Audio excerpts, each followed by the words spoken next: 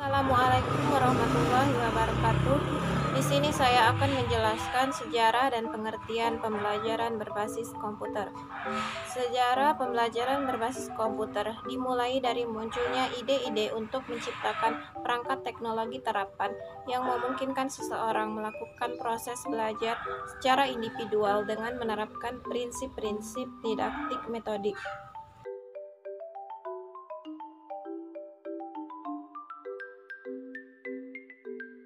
Pembelajaran berdasarkan komputer sangat dipengaruhi oleh teori belajar kognitif model pemrosesan informasi atau Information Processing Model yang mulai berkembang pada tahun 60-an dan 70-an.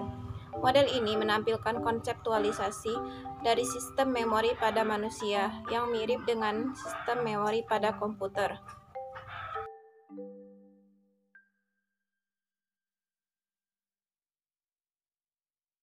Pengertian pembelajaran berbasis komputer.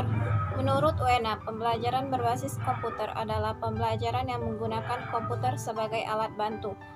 Menurut Hick and Hide, dengan pembelajaran berbasis komputer, siswa akan lebih berinteraksi dan berhadapan dengan komputer secara langsung.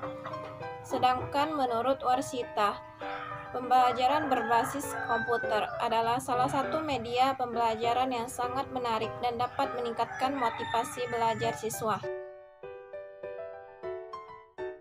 Dapat disimpulkan bahwa pembelajaran berbasis komputer adalah kegiatan belajar mengajar yang dilakukan oleh guru dengan menggunakan komputer sebagai alat bantu guru untuk menyampaikan materi pembelajaran agar siswa tidak bosan dan termotivasi dalam mengikuti kegiatan pembelajaran yang sedang berlangsung di dalam kelas. Prinsip pembelajaran berbasis komputer yaitu berorientasi pada tujuan pembelajaran, berorientasi pada pembelajaran individual, berorientasi pada pembelajaran mandiri, berorientasi pada pembelajaran tuntas. Pembelajaran berbasis komputer dibagi menjadi 3, yaitu bagi guru, bagi siswa, bagi sekolah. Adapun manfaat bagi guru yaitu 1. Guru akan lebih banyak berperan sebagai fasilitator bagi siswa. 2. Memberi alternatif variasi metode pembelajaran. 3. Menolong mengembangkan media pembelajaran. 4. Memberi pedoman bagi pengembangan lebih lanjut. 5. Meminimalkan tingkat kesalahpahaman konsep atau teori yang sering dialami siswa.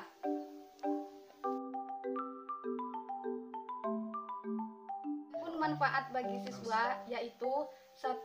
Siswa akan lebih mudah dan cepat memahami materi pembelajaran yang bersifat abstrak. 2.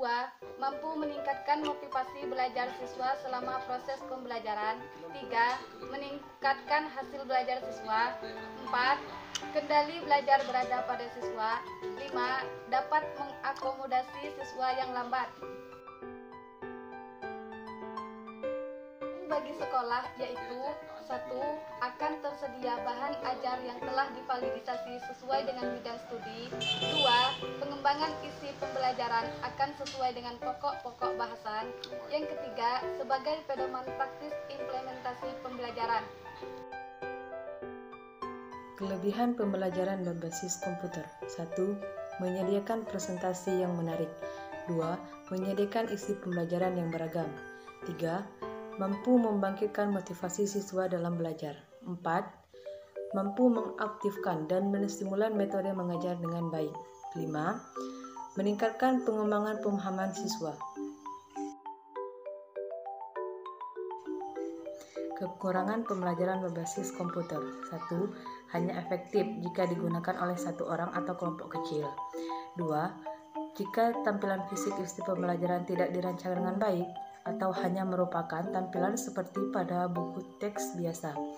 3. Guru yang tidak dapat memahami aplikasi program komputer tidak dapat merancangkan pembelajaran lewat media komputer.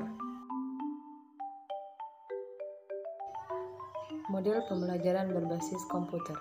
1. Model drills. 2. Model tutorial. 3. Model simulasi. 4. Model instructional games. Model drills. Apa sih model drills itu? Model drills itu adalah model dalam pembelajaran dengan jalan melatih siswa terhadap bahan pelajaran yang sudah diberikan. Melalui model drills akan ditanamkan kebiasaan tertentu dalam bentuk latihan.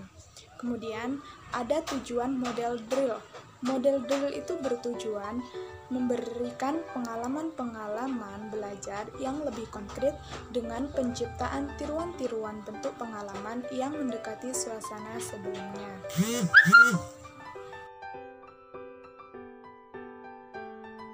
Baiklah, tahapan dari model drill itu adalah yang pertama, penyajian masalah dalam bentuk latihan soal pada tingkat tertentu dari kemampuan dan perform siswa.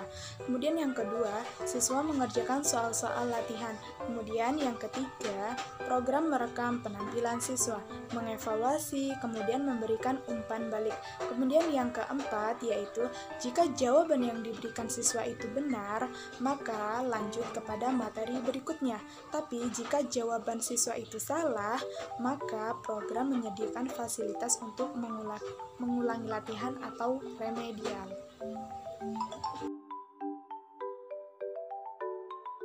Selanjutnya yaitu tentang model tutorial. Apa sih model tutorial itu? Model tutorial itu adalah bimbingan pelajaran dalam bentuk pemberian arahan bantuan, petunjuk dan motivasi agar para siswa belajar secara efisien dan efektif. Kemudian ada tujuan model tutorial, yaitu untuk meningkatkan penguasaan pengetahuan para siswa sesuai dengan yang dimuat dalam software pembelajaran untuk peningkatan kemampuan dan keterampilan siswa tentang cara memecahkan masalah untuk meningkatkan kemampuan siswa untuk belajar mandiri.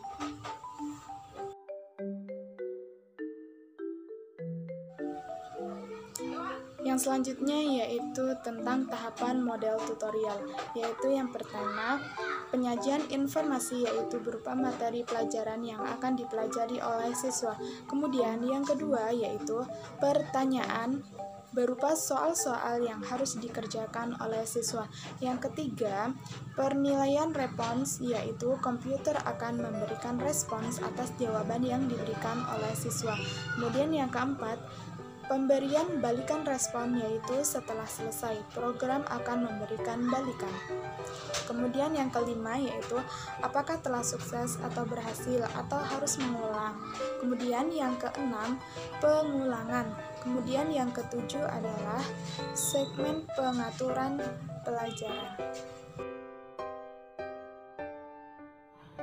Baiklah, materi selanjutnya yaitu tentang model instructional games, di mana model instructional games ini tidak perlu menirukan realita, namun dapat memiliki karakter yang menyediakan tantangan yang menyenangkan bagi siswa, di mana model instructional games ini bertujuan untuk menyediakan pengalaman belajar yang memberikan fasilitas belajar untuk menambahkan kemampuan siswa melalui permainan yang mendidik.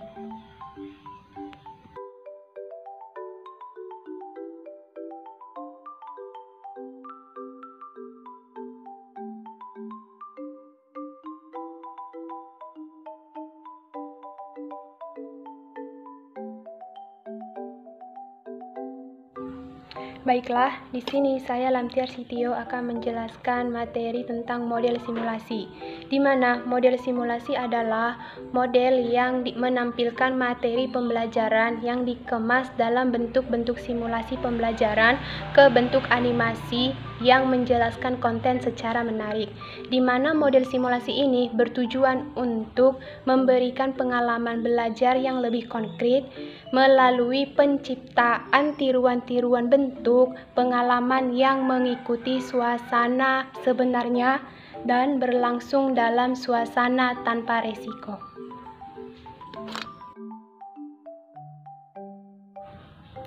Oke, baiklah. Selanjutnya, simulasi ini juga memiliki beberapa tahapan.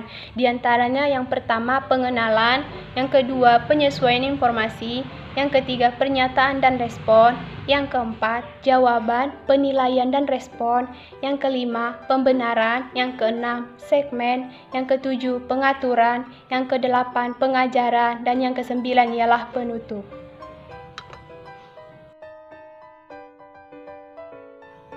Baiklah, materi selanjutnya yaitu tentang model instructional games, di mana model instructional games ini tidak perlu menirukan realita, namun dapat memiliki karakter yang menyediakan tantangan yang menyenangkan bagi siswa, di mana model instructional games ini bertujuan untuk menyediakan pengalaman belajar yang memberikan fasilitas belajar untuk menambahkan kemampuan siswa melalui permainan yang mendidik.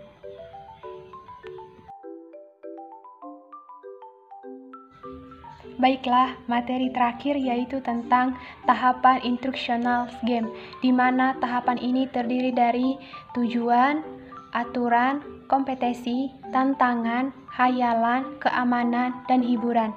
Di mana tujuan itu adalah pembelajaran yang telah ditetapkan terlebih dahulu.